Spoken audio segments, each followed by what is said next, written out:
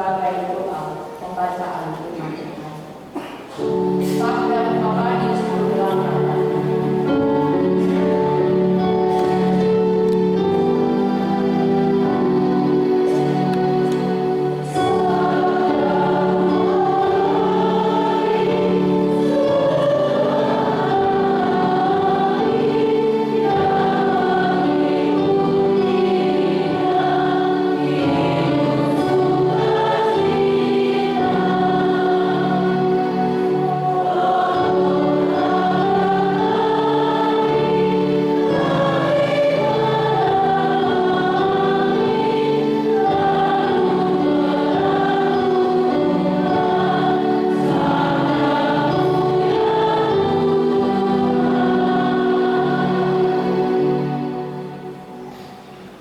Kisah Para Rasul 8 ayat 26 sampai 40 saya akan baca, jemaat Tuhan baca dalam hati kita masing-masing. Perikop pembacaan sida-sida dari tanah Ethiopia. Kemudian berkatalah seorang malaikat Tuhan kepada Filipus, katanya, bangunlah dan berangkatlah ke seberang selatan, menurut jalan yang turun dari Yerusalem ke Gaza.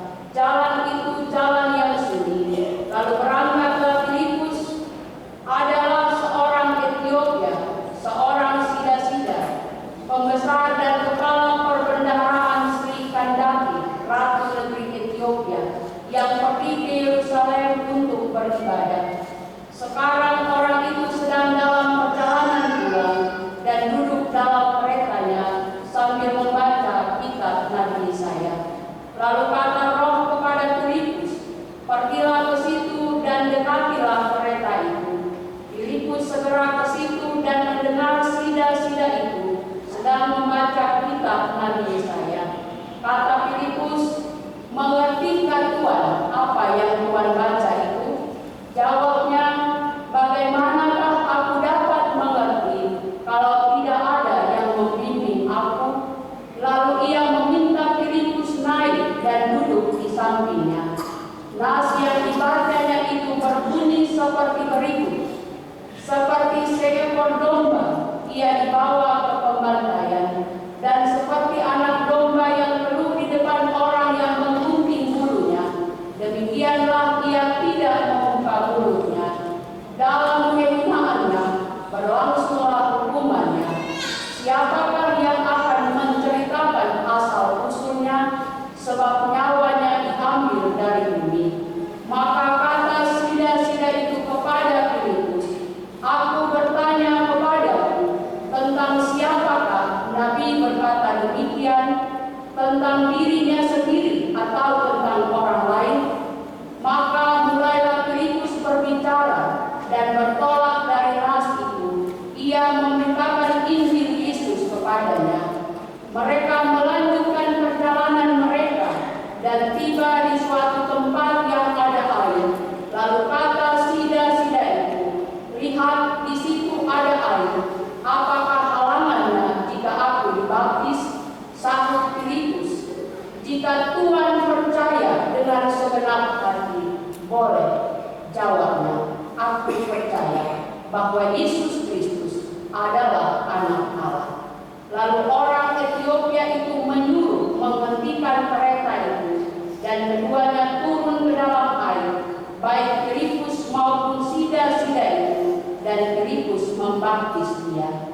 Dan setelah mereka keluar dari air, Roh Tuhan tiba-tiba melarikan Filipus, dan sida-sida itu tidak melihatnya lagi.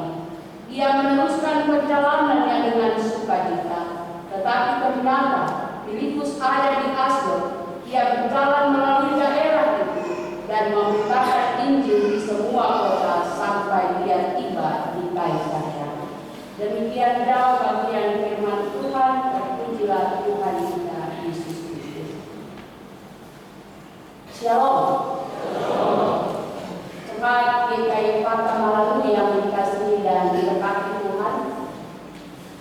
Tuhan pasti bilang terima kasih Bapak Ibu saudara anak-anak, kamu semua sudah datang untuk baku dapat dari saya di rumah saya. Terima kasih bahwa kamu meyakini bahwa kamu bisa hidup sampai hari ini karena kasih Terima kasih kami datang untuk bersyukur, dan kami tahu juga bahwa besok dan selanjutnya tanpa Tuhan kami tak bisa bikin apa-apa. Oleh sebab itu kami datang untuk menyerahkan seluruh hidupmu dalam tangan bimbingan Tuhan yang Maha Kuasa. Tema perenungan dari Kisah Para Rasul 8 ayat 20 sampai 40 yang diturunkan oleh Semurni bagi kita semua adalah orang beriman diutus untuk bersaksi. Orang beriman diutus untuk bersaksi. Yang ada di bentuk punya pikiran dari bagian firman ini dengan tema yang kita renungkan, kira-kira siapakah orang beriman? Orang beriman itu siapa ya? Mengapa orang beriman itu diutus untuk bersaksi? Mengapa kita harus bersaksi? Bagaimana kita harus bersaksi? Untuk menjawab mungkin pertanyaan-pertanyaan yang ada di pikiran kita masing-masing, kita akan belajar dari kitab Kisah Para Rasul pasal 8 ayat 20 sampai ayat 40 dari dua tokoh yang ditampilkan di sini, yaitu Filipus dan Sida-Sida dari Kana. Persekutuan yang dikasihi dan diberkati Tuhan, kitab Kisah Para Rasul menurut pembagian kitab di dalam Perjanjian Baru dia dikelompokkan dalam kelompok kitab sejarah. Dia dibilang kitab sejarah karena dia berisi sejarah gereja mula-mula ada di tengah-tengah dunia dengan kuasa Roh Kudus. Para rasul diperlengkapi untuk menjadi saksi Tuhan sampai hari ini. Jemaat Epatamaran juga boleh menjadi bagian daripada persekutuan orang-orang yang percaya kepada Tuhan karena kerja Roh Kudus lewat pemberitaan ini. Siapakah orang beriman? Kalau di sekolah minggu kita belajar Abraham disebut bapa semua orang percaya. Karena iman percayanya yang sungguh. Ketika Tuhan suruh pergi dari kampung, pergi dari bapak, mama, keluarga semua, Tuhan tak suruh pergi ke mana. Tapi karena Tuhan yang suruh dia bertanya, dia pergi saja. Kemudian Tuhan janji kasih anak, cuma satu dalam usia tua. Tuhan minta lagi jadi korban. Dia tidak berprotes. Masa kasih satu saja belum minta lagi. Tapi dia ikut, dan ternyata bukan Ishak yang dipersembahkan, tapi Tuhan sudah menyediakan. Kemudian di Ibrani 11 ayat 1 kita juga baca bahwa iman adalah dasar dari segala sesuatu yang kita harapkan dan bukti dari segala sesuatu yang tidak kita lihat. Iman adalah dasar. Iman adalah bukti dari segala sesuatu yang tidak kita lihat. Abraham tidak tahu mau kemana, tapi dia percaya. Dan tuntunan Tuhan nyata dalam hidupnya. Kata iman dari kata Ibrani aman artinya memegang teguh janji dan perintah Allah. Pegang teguh dalam segala situasi dan kondisi, tidak akan boleh, tidak akan berubah. Pegang teguh bukan cuma janji, tapi juga perintah Allah. Kadang-kadang kita bilang, saya memberi janji, tapi kita lupa melakukan perintah-perintah. Siapakah orang beriman? Saya itu semua dulunya bukan orang beriman. Kita beriman karena Allah memanggil kita lewat pengorbanan Kristus yang menguduskan kita dari segala dosa dan pelanggaran kita. Moto GKI Tanah oleh Yesus 5 ayat 1. Memang dahulu kamu adalah kegelapan, tapi sekarang kamu adalah terang di dalam Tuhan. Karena itu hiduplah sebagai anak-anak terang. Kita beriman karena Tuhan Allah panggil kita. Tuhan Allah tetap melayani kita sebagai milik kepunyaannya yang diciptakan menurut gambar dan rupa Allah lewat pengorbanan Kristus di kayu salib. Itu semua adalah orang yang beriman, bukan karena apa yang ada pada kita, tapi semata-mata karena kasih Tuhan, belas kasihan Allah yang menjadikan kita semua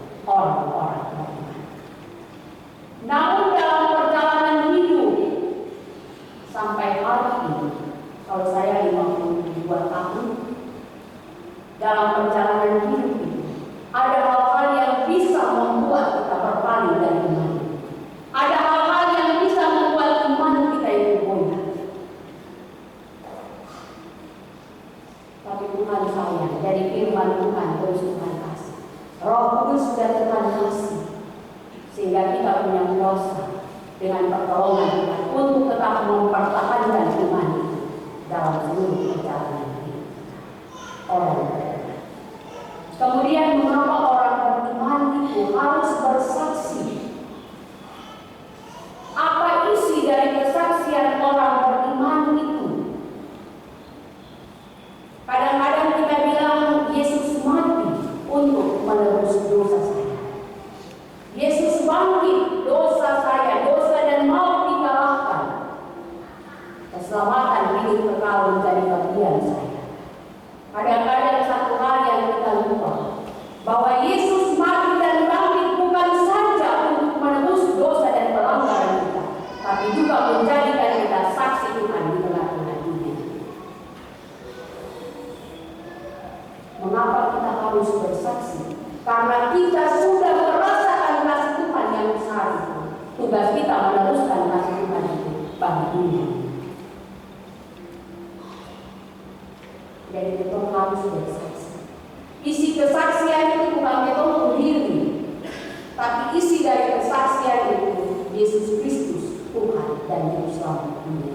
Satu-satunya, tidak ada yang lain.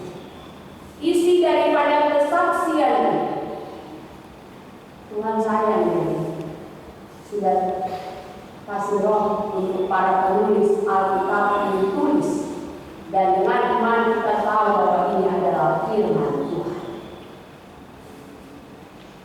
Isi kesaksian itu firman Tuhan. Kadang-kadang kalau kita dengar hamba Tuhan, pendeta, teman-teman majelis, pimpin sembahyang habis itu, dan terima kasih khotbahnya bagus, Pak. Firman bukan khotbahnya. Fokus kita firman Tuhan, bukan orang yang bicara, tapi firman Tuhan. Mengapa kita harus bersaksi?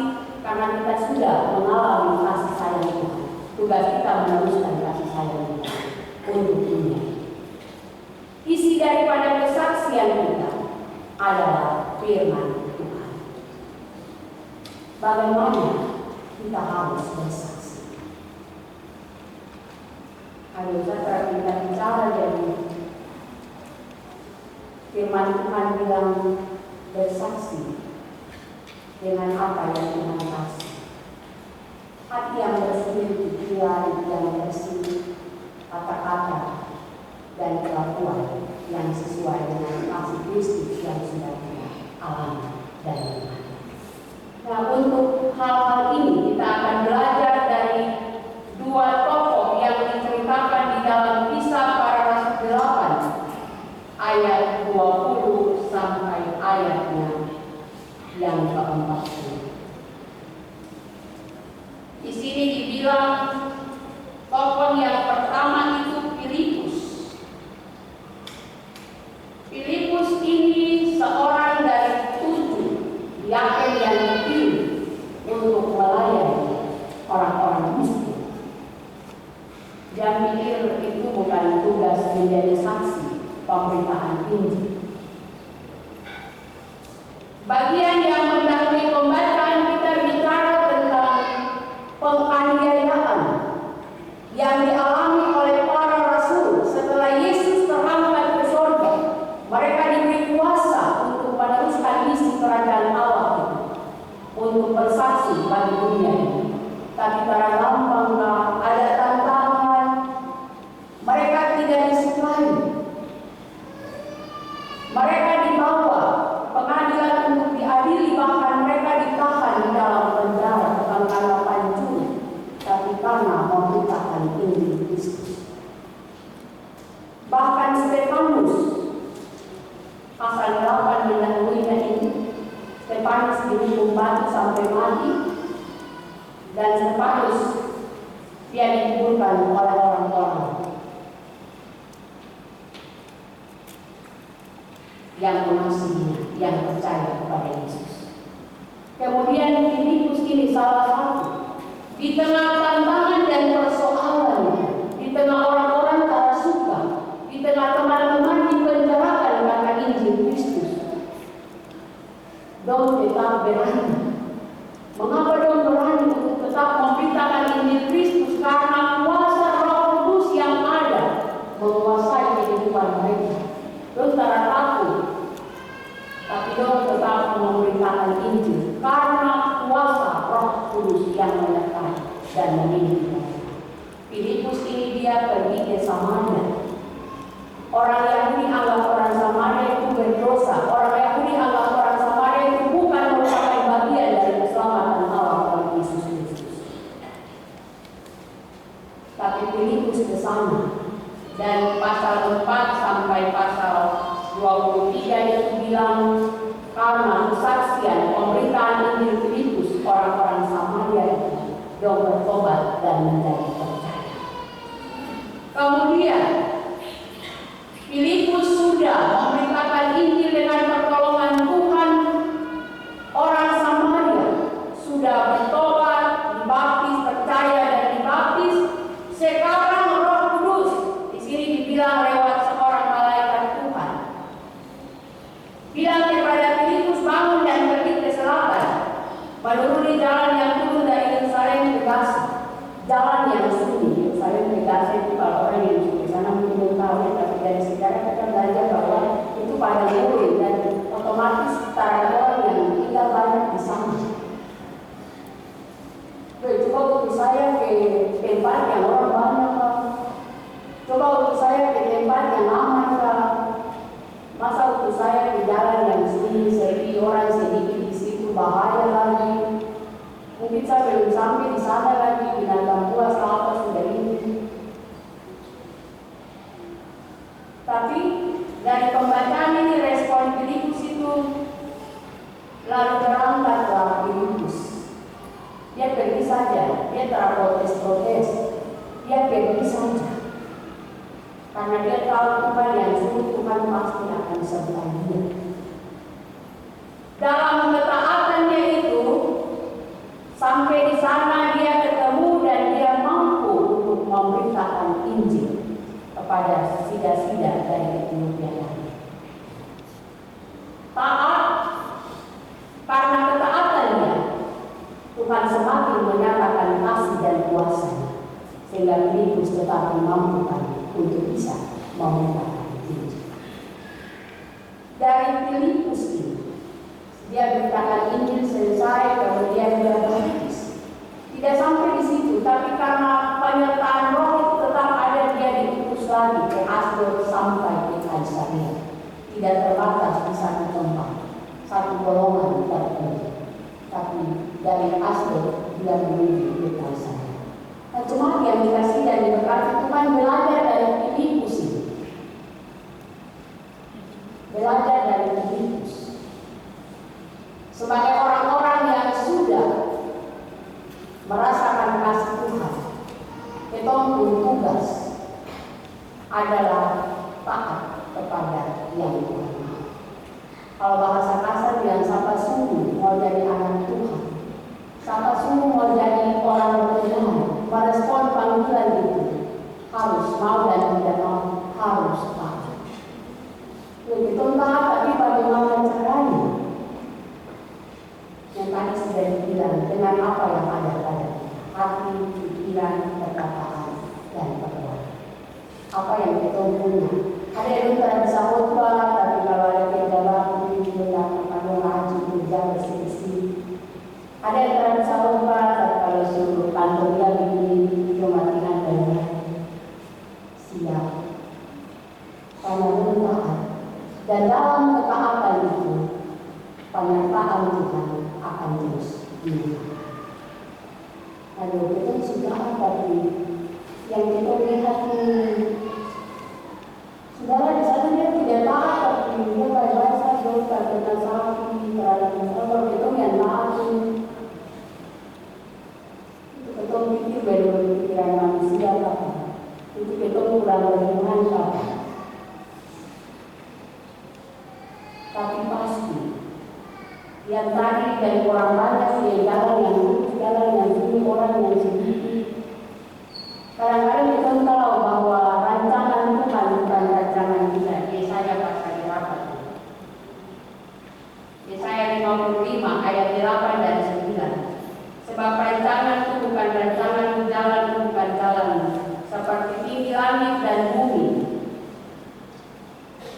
Demikian tingginya jalan dari jalan rancangan dan rancangan.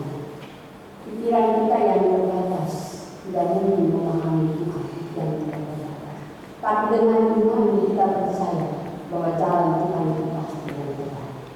Kadang-kadang dalam pergumulan hidup, ada begitu sekali, ada yang jawab, ada yang bingung.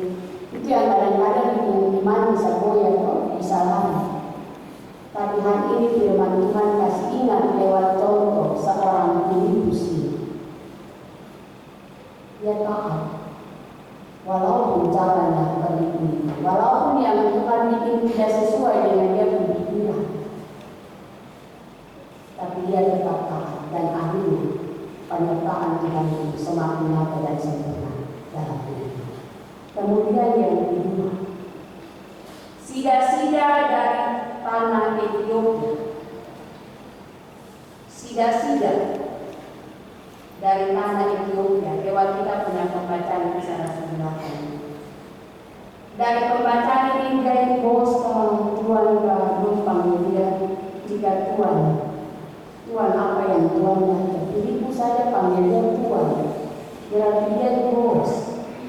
Dia ini seorang Yahudi karena dalam pembacaan ini seorang agama Yahudi yang menganut agama Yahudi karena dalam pembacaan ini dia pergi beribadah di Yerusalem, pusat ibadahnya orang Yahudi. Dia pergi ibadah di sana. Dalam penafsiran lain juga karena dia ini kerja untuk orang Ethiopia, jadi orang anggap dia terlayak masuk di dalam bait Allah. Jadi dia pergi di luar saja karena ada izin masuk. Tapi dia pergi beribadah di bait Allah. Dalam perjalanan pulang, dalam pembacaan ini dibilang dia bawa Alkitab dan dia baca. Dalam perjalanan dia bawa Alkitab, dia baca. Walaupun dia tidak mengerti, tapi dia baca. Tuhan utus Filipus ke sana dan walaupun dia tidak memperhatikan, dia tak gengsi. Dia minta tolong, Filipus tolong jelaskan. Kalau bisa tolong jelaskan buat saya. Kemudian dia arahkan, dia punya perhatian itu kepada penjelasan Filipus. Dan lewat penjelasan itu Roh Tuhan bikin dia mengerti. Sehingga dia percaya kemudian dia lihat ada air, dia minta dibaptis sebagai bagian dan warga kerajaan Allah, dimeteraikan sebagai milik kepunyaan Allah di dalam Kristus. Ada air, baptis itu dan Tuhan percaya, dia belajar percaya dan Filipus membaptis dia. Kemudian akhir dari pembacaan ini dibilang dia pulang dengan sukacita. Dia pulang dengan sukacita. Belajar dari tokoh sida-sida dari tanah Ethiopia. Mungkin itu yang hamba Tuhan juga pemalas ibadah yang baca Alkitab apa. Atau jemaat lagi baca Alkitab dengan ibadah. Kalau kita mulai pemalas hari ini, firman Tuhan kasih ingat belajar dari sida-sida dari tanah Ethiopia. Dia kurang mengerti, tapi dia pergi beribadah. Itu yang sebenarnya kadang-kadang itu daripada kita tuh tak sama dengan kami yang beribadah. Iyo, uang itu harus dua sisinya sama-sama ada gambar. Kalau sebelah ada gambar dari dua orang dan iman. Iman itu harus disertai dengan kekuatan, tidak bisa satu sisi dipindahkan. Rajin ibadah dipindahkan, rajin ibadah dipindahkan, atau tidak ibadah tapi dipindahkan.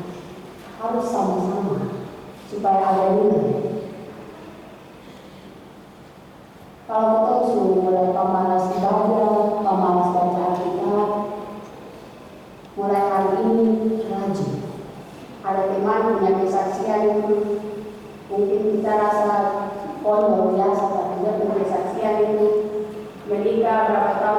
anak setiap hari baca Alkitab saja. Tuhan kasih anak. Anak mulai sekolah di SMA, baru masuk terima rapor semester 1 peringkat 24. Ibu suruh baca Alkitab saja. Dia baca Alkitab saja.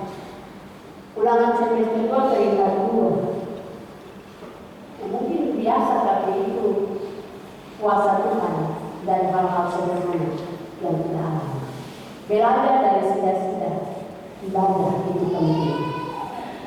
Ibadah itu penting karena mengandung janji baik untuk hidup ini maupun untuk hidup yang akan datang. Ibadah bukan cuma kebaktian seperti ini dan sebagainya, tapi ibadah adalah kelakuan kita seluruh hidup kita di mana saja kita ada, menunjukkan bahwa kita beribadah, kita melakukan kehendak-kehendak. Belajar. Kemudian yang kedua, hamba Tuhan, jemaat, kita semua sama dalam perjalanan hidup dengan berbagai pertemuan hidup yang berat. Kita juga semua punya iman itu bisa goyah. Oleh sebab itu hamba Tuhan tidak bisa bilang, kamu masih iman bisa diberitakan ini buat saya. Sida-sida ini bos, tapi dia yang hati mana aja saya. Kadang-kadang kalau ada yang tahu apa nasihat orang tua. Atau kalau majeliskan teman kasih itu saya bukan penjahit itu. Atau kakak pengasuh bilang belajar dari sida-sida dia rendah hati, buka hati untuk mau diajari tentang hal-hal yang benar dan benar.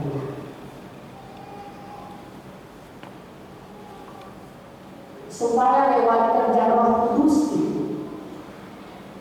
kita semua semakin mengerti dan memahami kasih Tuhan yang luar biasa, sehingga kita mampu untuk meresponi kasih Tuhan dengan meneruskan kepada orang-orang di sekitar kita. Karena pembaca ini punya akhir bilang, sida-sida ini